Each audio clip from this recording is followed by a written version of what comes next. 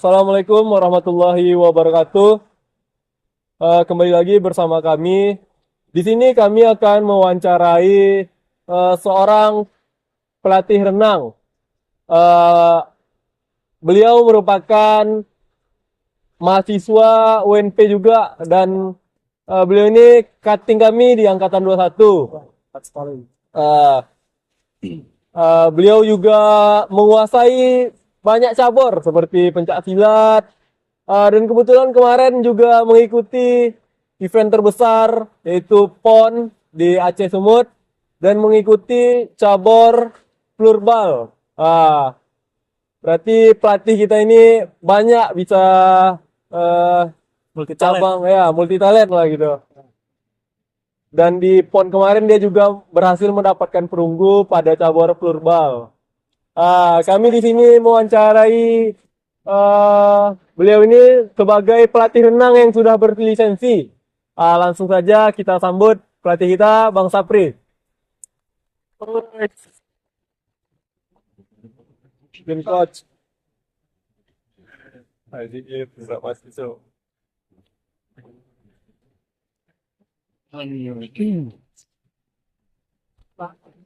Baik, langsung saja mungkin perkenalkan sebelumnya nama saya Arif Rahman Hakim dengan NIM 23086016 beserta rekan saya Cevi Gunawan. Selanjutnya ada Randi Marwansyah Putra. Marwansyah Putra. Selanjutnya ada saudara atau rekan kita Taufik Hidayat.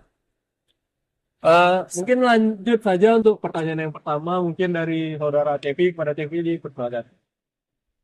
Baik Bang. Sebelumnya perkenalkan terlebih dahulu dong Bang. Siapa Abang, dari mana asal dan biodata lainnya. Oke. Baik, sini kita have fun aja ya. Ya, Santai-santai. santai aja. Minum air kelapa dulu, Bang. Iya, nanti ya. Perkenalkan saya Sapri Hidayat. Saya ini angkatan 2021 ya di jurusan pendidikan olahraga yaitu Universitas Negeri Padang. Salam senior. Ya, sama senior ya. Kita ya. Saya juga berasal dari Curu Bengkulu, yaitu tepatnya di Kabupaten Rejang Lebong. Orang Bengkulu Bang. Ada orang Bengkulu ya? Oh, ada. Sama berarti. Betul ya? Lulu Pride. Oke. Apa lagi? Ada yang tanya kan? Ada, Bang. Apa Bang? Yang ini, oh, tanggal lahir ya? Kalau lahir saya 13 Juli 2001 ya.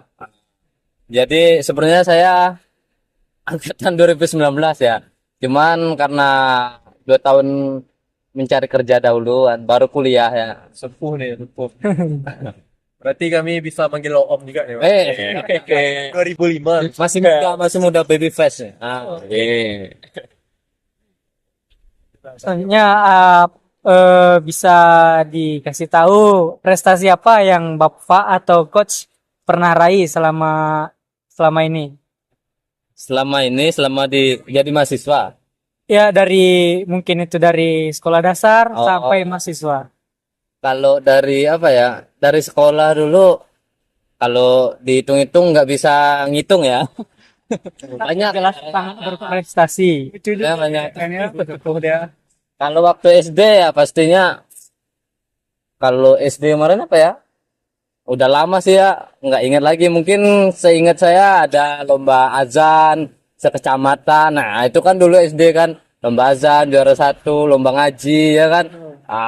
Itu dulu Kalau sekarang gimana tuh? di kabupaten juga ya. Kalau SMP ada juga sih lomba-lomba ya olahraga lah, event-event gitu, open gitu kan, futsal, pokoknya tentang olahraga.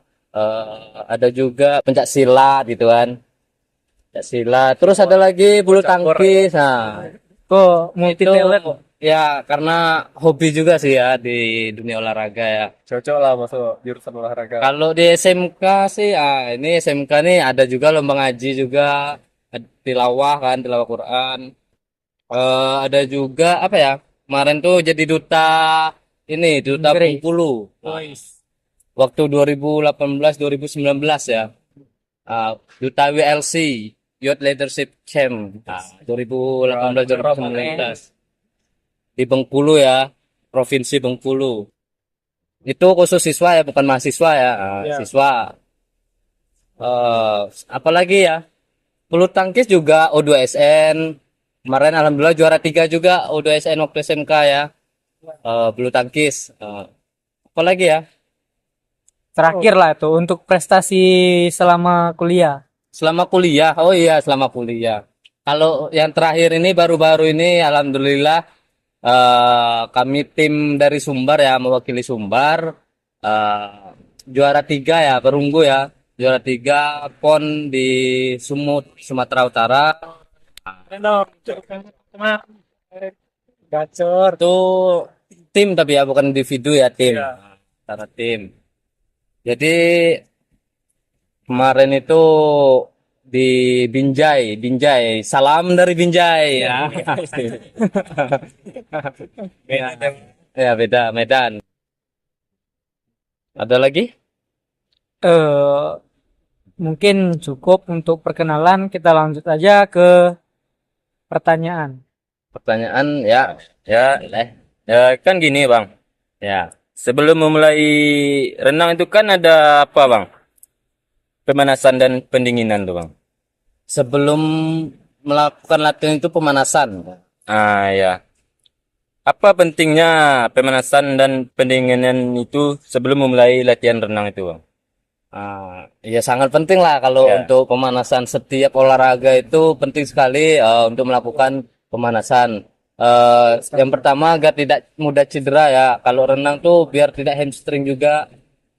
Karena di renang ini sifatnya kita bergerak ya, kaki, tangan, tubuh juga bisa gerakkan. Semuanya itu bergerak. Takutnya nanti kalau tidak pemanasan terjadi hal-hal yang tidak diinginkan, kram gitu kan, hamstring kan bisa juga kan. Jadi sangat penting bagi para kayak atlet, apalagi untuk renang kan, itu pemanasan terlebih dahulu saran saya. Itu ya bang. Selanjutnya bang, untuk kan ada yang bagi yang pemula yang belum ada dasar untuk latihan renang ini bang, teknik dasar apa yang dianggap penting untuk bisa diajarkan kepada pemula tersebut bang? Teknik dasar ya bang. Ya pertama kita ya tadi itu pemanasan dulu, kita memperkenalkan pemanasan gimana untuk pemula. Udah tuh pengenalan air kan. Pengenalan air gimana juga untuk pengenalan airnya. Ya cara pernapasannya, mengambil napasnya kan beda itu. Kalau di dalam renang ya, inhale dan exhale namanya itu. Kalau kita ingin mengambil napasnya itu dari mulut gitu ya. Kemudian dari hidung mengembuskan dalam airnya pelan-pelan. Nah itu kita bisa ajarkan kepada anak-anak privat kita atau uh, semualah untuk yang para pemula kan. Umum Ya untuk umum juga itu. Jadi kita harus bisa memperkenalkan pengenalan air dulu itu ya. Sebelum kita memulai latihan, sebelum kita memulai yang lainnya lah kayak gerakan kaki, gerakan tangan itu ya. Yang penting kita pemanasan dulu, pengenalan air dulu itu. Baik bang, mungkin selanjutnya bagian saya untuk nanya bang. ganti-gantian gitu ya. Jadi kan kita udah tahu nih semuanya, cabur abang ini banyak, Ya, bisa kayak multi talent lah. insya Allah. Campur tipe saya. Jadi kan sejak kapan abang mendalami cabur renang ini sampai bisa mempunyai lisensi pelatih? Kalau masalah renang ini sebenarnya sejak kuliah ya. Karena kan di dalam pendidikan olahraga ini kita terdapat mata kuliah renang dasar, kemudian ada renang lanjutan. Pelajarannya bang. Ya, pembelajarannya. Jadi sejak kuliah ini ada sih kenal dosen gitu kan. Selama jadi ketua ibaratnya ketua mata kuliah ini mungkin dia melihat potensi ya. Makanya diajak apa ngelatih tolong Sapri bisa nggak bantu bapak ngelatih gitu kan. Itu Pak Rohim namanya, Bang Rohim kalau saya panggilnya, Coach Rohim. Jadi dari sanalah saya itu bisa melatih renang, belajar belajar melatih renang itu bagaimana, melatih anak-anak gimana itu kan. Dari sanalah saya bisa apa ya, tahu cara melatih itu kayak mana. Eh, Pastinya butuh kesabaran yang ekstra ya untuk melatih seseorang itu, apalagi melatih anak-anak kan. Kita tidak bisa sembarangan melatih saja. Tuh. Berarti emang ngurus lisensi itu pada tahun berapa, Bang? Baru-baru ini juga kemarin ada apa lisensi D ya. Alhamdulillah kemarin. Oh, ada banyak jenis-jenis lisensi. Iya, ada lisensi daerah, ada lisensi nasional juga kan. Kalau C. Abang ini Bang lisensi apa? Alhamdulillah saya masih D ya, masih daerah ya. Ya. Penting insya Allah semoga aja kalau ada rezeki untuk nasionalnya ya. Amin. Eh, Selanjutnya gini, Bang. Pastinya Bang udah banyak ngelatih anak-anak gitu kan. Ya. Terus eh, ada nggak anak-anak ini kayak permasalahan seperti kayak trauma, misalnya pada air takut gitu kan. Nah, Terus eh, susah untuk belajar renang gitu. Gimana eh, tanggapan Abang? Gimana yang Bang lakukan gitu kan? ya banyak sih ketemu anak-anak yang trauma air itu kan. Trauma karena tenggelam juga kan banyak ada. Eh, ada sampai dia tuh kaku kalau apa ya ibaratnya menjebur apa kalau bahasa Minangnya masuk dalam air itu apa? Mencabua. Mencabua Seminang yo yo. Mencabua yo. Ah, Giliran dia masuk dalam air tuh kaku badannya.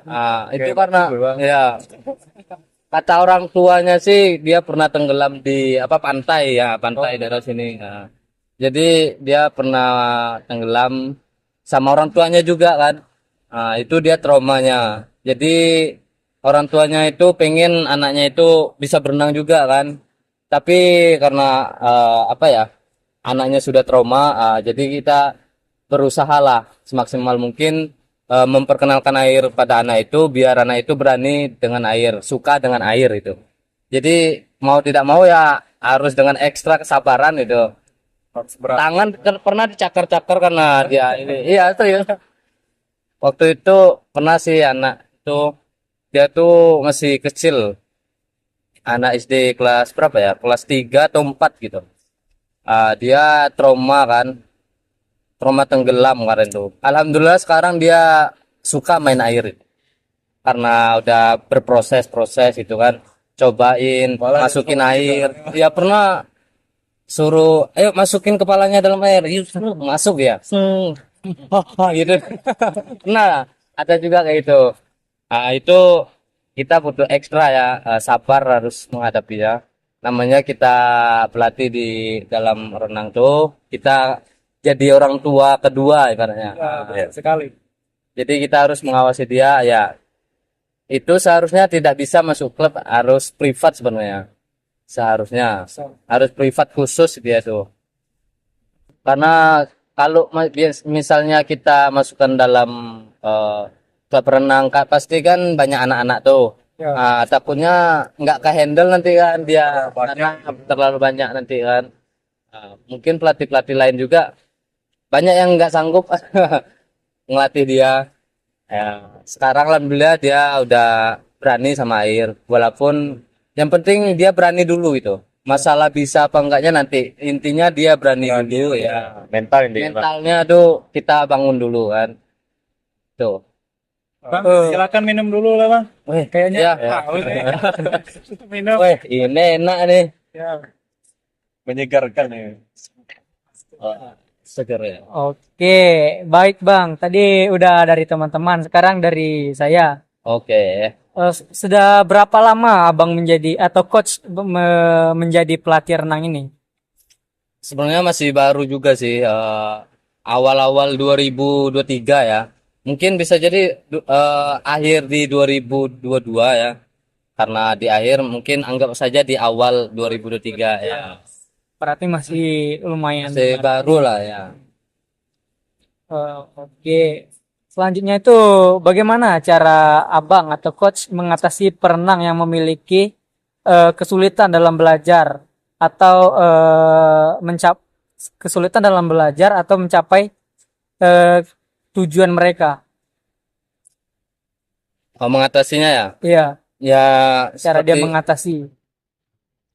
ya seperti yang saya sampaikan tadi, kita harus sabar-sabar dalam memberikan apa ya, ilmu yang kita dapatkan untuk sampai ke anak ini. Karena setiap anak itu motoriknya beda-beda ya.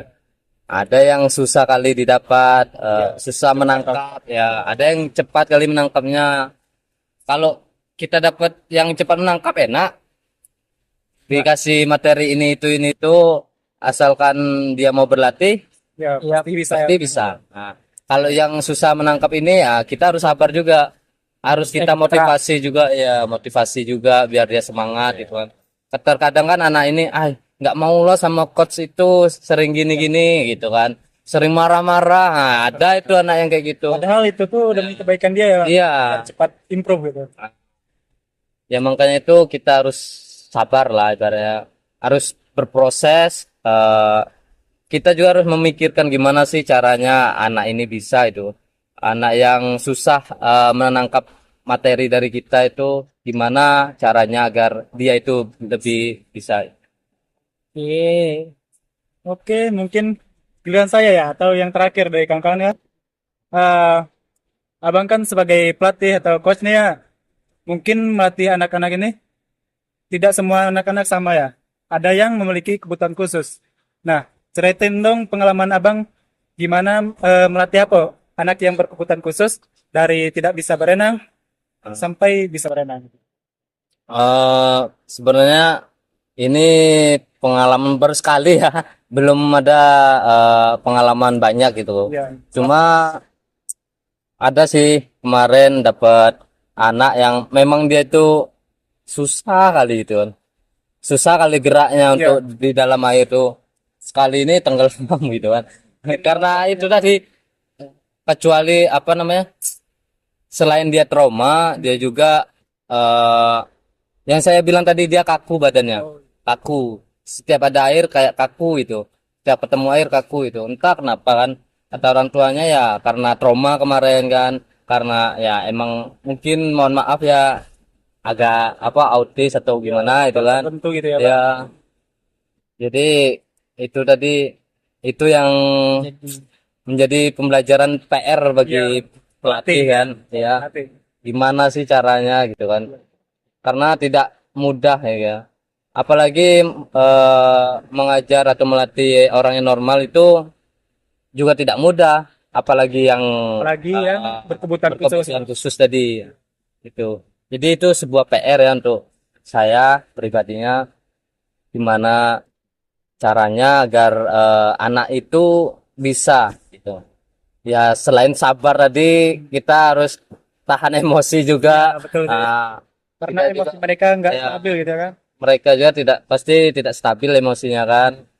Nah, ya gitulah intinya kita itu sabar berproses gitu kan. Dan memberikan motivasi. Motivasi untuk mereka agar mental mereka naik gitu. Kita berikan saja motivasinya, motivasi terus. Eh, jangan gini-gini. Ya kita boleh melarang mereka, tapi kita dibarengi dengan motivasi. Ya. Oke, mungkin ini pertanyaan terakhir sekaligus penutup ya. Ya. Mungkin kawan-kawan juga bertanya, apa sih enaknya dan tidak enaknya menjadi coach berenang ini? Oh, sebenarnya enak tidak enaknya itu tergantung pribadi sih. Kalau Iya. pribadi saya sendiri banyak enaknya. Kalau kita bersyukur, Ya, banyak kalau enaknya. kita selalu bersyukur, insya Allah selalu dicukupkan gitu kan. Rezeki pasti ada aja. Alhamdulillah sih, kalau saya banyak enaknya sih, walaupun sabar saya itu setipis tisu ya. Jadi Tisu. mau tidak mau kita profesional ya dalam melatih ya. Iya. Apalagi yang untuk yang berlisensi, jadi yang sudah berlisensi kita tahu caranya menghadapi anak-anak yang apa ya susah menangkap, Ya. yang kita ajarkan gitu kan. Ya intinya kalau kita pandai-pandai bersyukur ya Pasti ada Pasti aja enak jalan. ya, Bang? Ya, pasti enak. Yang nggak enaknya ada juga sih sebenarnya, tapi lebih dominan enaknya. Kalau bagi saya pribadi ya, Terus juga dengar-dengar gajinya cukup besar ya bang. Untuk oh, sekali ketemuan aja lumayan lah. alhamdulillah lah bisa untuk bantu uang kuliah kan, karena kan saya di sini anak rantau juga kan. Biaya sendiri, biaya kuliah sendiri. Jadi pandai-pandai kan kita mencari uang untuk kuliah kan. Nah, salah satunya jadi pelatih renang ini. Ya, walaupun lumayan lah, bisa lah untuk jajan. Iya, lumayan lah untuk Ya, kebutuhan ya bang. untuk kebutuhan. Baik, mungkin cukup sekian hasil dari wawancara kami terhadap pelatih renang kita, yaitu Bang Sapri. Eh, Lebih dan kurang kami mohon maaf. Saya akhiri. Wassalamualaikum warahmatullahi wabarakatuh. Wah.